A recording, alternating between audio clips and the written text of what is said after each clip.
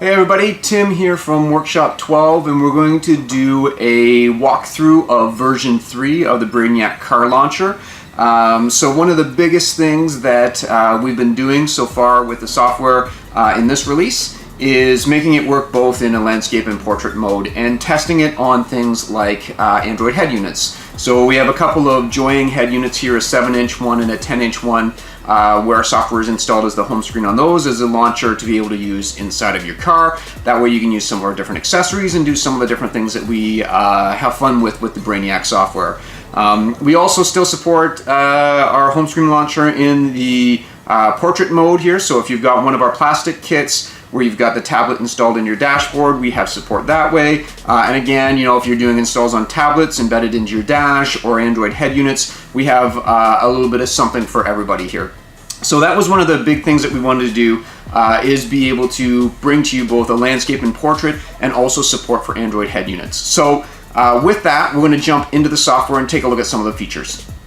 Okay, we're going to take an overhead view of, this is a Galaxy Tab 4. It gives us kind of a nice big screen that we can take a look at for the different features. This is our layout in portrait mode. So at the top we've got our application grid for selecting any of the apps that you want to launch, and at the bottom a media controller. So the media controller here will play anything that actually puts the default Android widget up into the top area of the screen. If it's up in there, we can control it and be able to get different updates from music, usually things like Google Play Music or Spotify. We're able to pull in that information and be able to essentially stop, start.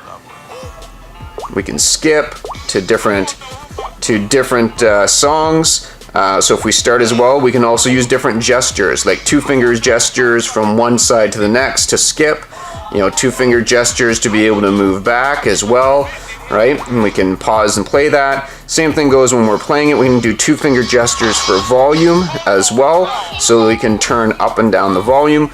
Makes it really easy when you're driving just to reach over with 2 fingers and being able to do any kind of gestures to navigate and create any of the different types of volume changes that you might need to make or moving with your media. Now, one of the things that we've added in version 3 now as well is the ability to be able to hide different apps. So if I want to hide my email, I can press and hold. It's going to give me an option. I can cancel, or I can choose to hide those. And if I hide that app, it's going to move it off of my grid. You know, maybe I don't want my contacts on there either, so I'm going to hide that. So I can selectively go through all of the different icons on my application grid and hide the ones that I don't want to see.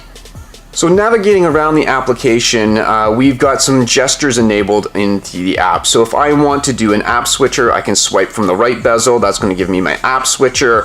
If I swipe from the bottom bezel, that's going to bring me back home. If I use my right swipe, that's going to do a back gesture. So essentially these 3 buttons that we see on the side here, mapping those to gestures on the screen. So these are great when these are embedded into the dash, when you might not have access to the different buttons. And you can turn these gestures on and off for the system as well. So we have those media ones that we looked at, and we also have the navigation gestures for moving around through the operating system. We wanted to add this gesture capability because we've always found when we're driving around trying to fiddle with the little buttons that are on an Android head unit or on a tablet in your dash becomes really tricky when you're driving, and you get distracted by being able to do that. So we've always wanted to be able to do different types of gestures to allow you to do different things inside of your car. It makes it so much easier that when you're driving, just being able to reach over and adjust your volume or deal with any kind of navigation with inside of the head unit.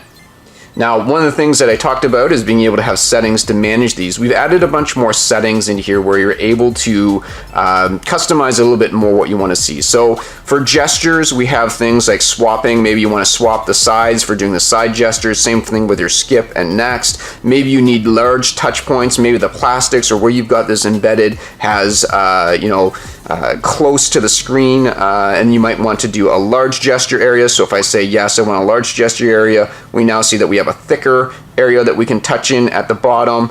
So I can turn all of these on or off. Maybe I want to disable the home gesture altogether. So there's all sorts of different configurations that we're able to do.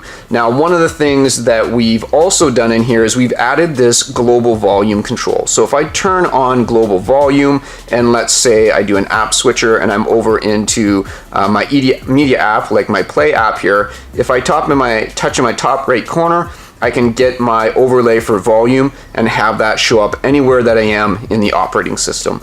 So if I go back to home, we'll go back into our settings. So we can set all of our different gesture settings in here. We've got general settings as well for being able to do things like showing. So if after I've hidden my apps, I might want to show them again so that I can unhide them off of the home screen so they're available again.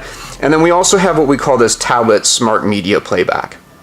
Now, smart media is kind of a cool new feature that we've added, especially for those that are using tablets in our dash kits. One of the things that's annoying when you turn your car off is that, yes, the power disconnects to the tablet and tries to go into sleep mode, but it doesn't pause and stop the music that you might be playing. And then when you start the car back up again, it might be a bunch of tracks going on later, so it gets a little bit annoying from a tablet perspective. So smart media says whenever the power disconnects, so it's no longer charging to the tablet, then it'll automatically pause the music if the music's playing. If the music was playing and you start your car back up again, it'll automatically pick back up again from where you were playing your media.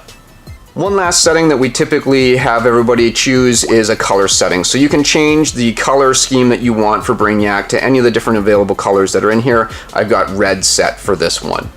Now, one of the things that you'll see in settings is our relay configuration area.